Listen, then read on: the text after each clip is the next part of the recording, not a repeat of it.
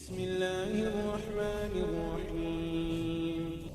کیا آپ نے کبھی محسوس کیا ہے کہ دنیا کی ہر آسائش، ہر خوشی ملنے کے باوجود دل کے کسی کونے میں ایک عجیب سی بے چینی باقی رہتی ہے؟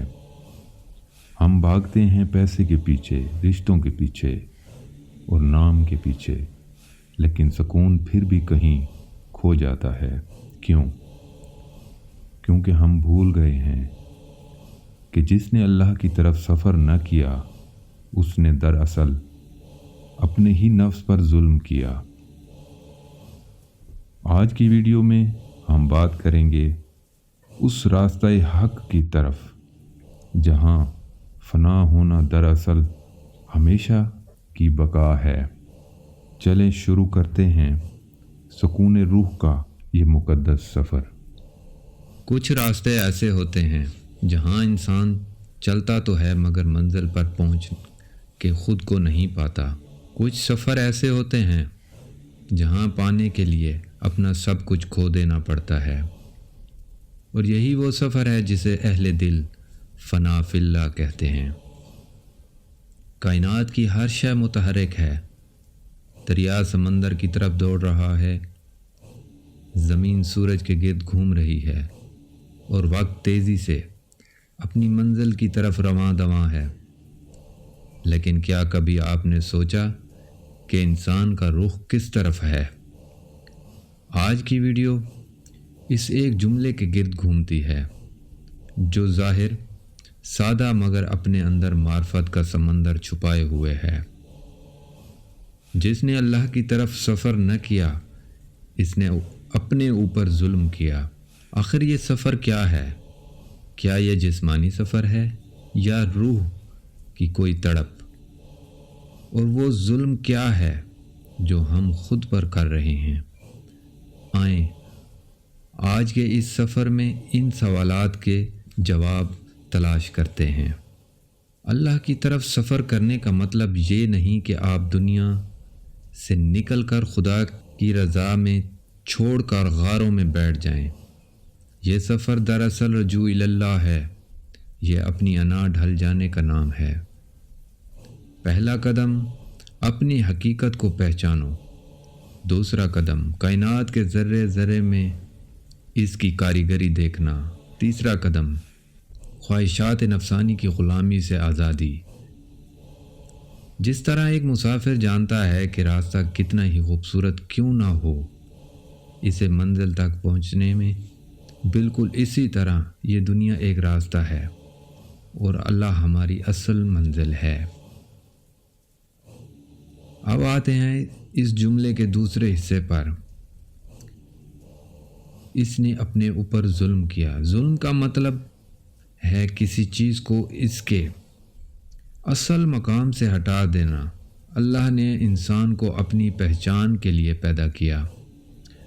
اب اگر انسان اپنی پوری زندگی صرف کھانے، پینے، سونے اور دنیا جمع کرنے میں گزار دے تو اس نے اپنی اس روح پر ظلم کیا جو رب سے ملنے کے لیے تڑپ رہی ہے۔ جب ہم اللہ سے کٹ جاتے ہیں تو ڈپریشن اور بے چینی میں گھیر لیتی ہے۔ یہ روح کی وہ پکار ہے جو اپنے مرکز سے دور ہو چکی ہے۔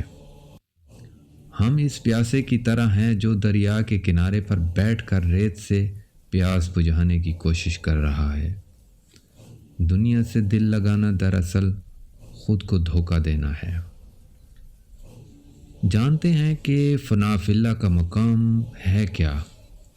فنا فی اللہ یہ تصوف کی وہ بلند منزل ہے جہاں بندہ اپنی مرضی کو اللہ کی مرضی میں فنا کر دیتا ہے۔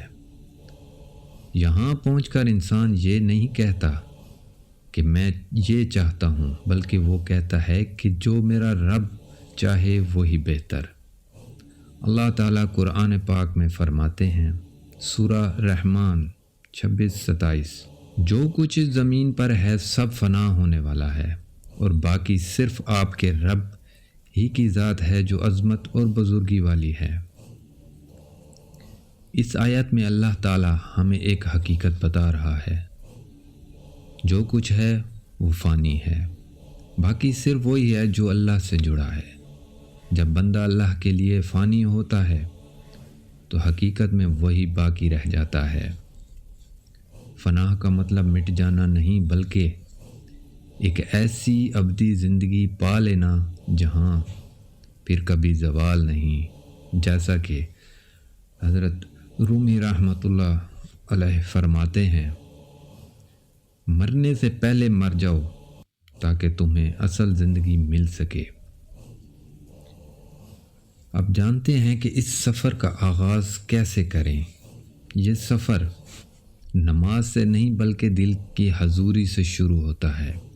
یہ سفر ذکر سے نہیں بلکہ ذکر کے اثر سے شروع ہوتا ہے، جہاں بندہ اپنی کامیابی کو بھی اللہ کی امانت سمجھنے لگتا ہے اور اپنی ناکامی کو اللہ کی تربیت جان لیتا ہے۔ فنا فی اللہ کے راستے میں سب سے بڑی دیوار میں نے کیا، میں نے کمایا، میں سمجھتا ہوں، میں بہتر ہوں، جب تک میں زندہ ہے اللہ کا قرب دور رہتا ہے۔ اولیاء فرماتے ہیں، جس نے اپنے آپ کو باقی رکھا اس نے اللہ کو گم کر دیا، اور جس نے اپنے آپ کو گم کر دیا اس نے اللہ کو پا لیا۔ آپ سوچ رہے ہوں گے کہ ہم گنہگار لوگ اس عظیم سفر کا آغاز کیسے کریں؟ اے اللہ، میں بھٹک گیا تھا، اب واپس آنا چاہتا ہوں۔ زبان اور دل کو اللہ کے نام سے تر رکھیں۔ اللہ کی مخلوق سے محبت کریں، کیونکہ خالق تک پہنچنے کا راستہ اس کی مخلوق کی گلیوں سے گزرتا ہے۔ قرآن اور سیرت طیبہ کا مطالعہ کریں تاکہ راستہ واضح ہو سکے۔ اب جانتے ہیں کہ فنا فی اللہ کی نشانیاں کیا ہیں۔ اگر کوئی پوچھے کیسے پتہ چلے گا کہ بندہ فنا کی طرف جا رہا ہے، تو اس کی کچھ چند نشانیاں ہیں، جس میں اگر کوئی تعریف کرے تو تعریف سے دل نہیں پھولتا، اور اگر کوئی تنقید کرے تو تنقید سے دل نہیں ٹوٹتا۔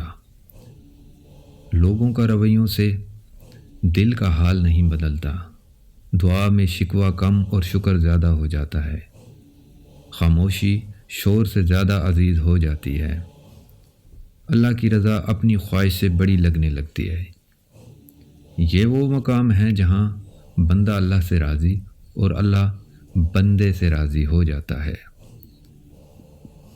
اب فنا فی اللہ کے بعد بقا باللہ ہے۔ یاد رکھیے، فنا فی اللہ منزل نہیں بلکہ دروازہ ہے۔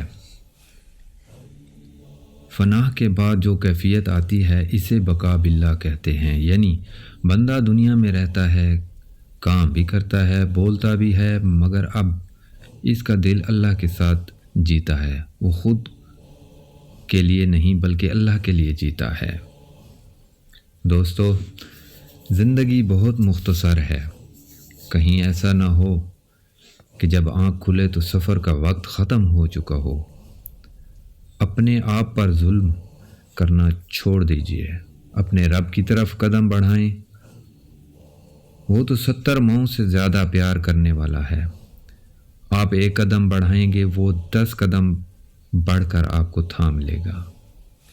اگر آپ اس راستے پر چلنا چاہتے ہیں تو ایک دعا دل سے کر لیجئے، یا اللہ مجھے میرے نفس سے آزاد کر دے اور میری اپنی رضا کا غلام بنا لے، کیونکہ جس نے اللہ کی طرف سفر کیا اس نے اپنے آپ کو گم کیا، اور جو اپنے آپ کو گم کر بیٹھا وہی اللہ کو پا گیا۔